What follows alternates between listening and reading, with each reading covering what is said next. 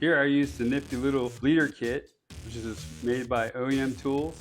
It's the Bleedomatic one-man bleeder kit. It makes the brake bleeding process so much simpler and easier, and it only takes one person to do it. I use this for bleeding my brakes on my car, my son's car, and also my motorcycle. This is great because everything's transparent. You can see all the fluid going through the hoses, through the bottle. With the setup, it creates a lot less mess. And it comes with attachments, so you can attach to your calipers, and also includes a magnet that's on one side, so that way you can attach it to a metal or your rotor, and it stays there in position for you while you're bleeding.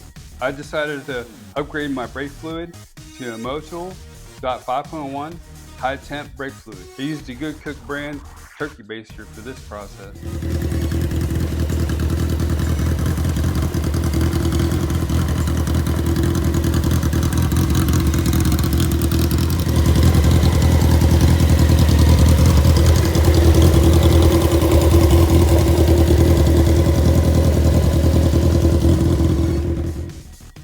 If this video was helpful and vibe with you, please visit our product link below in our description for the product information.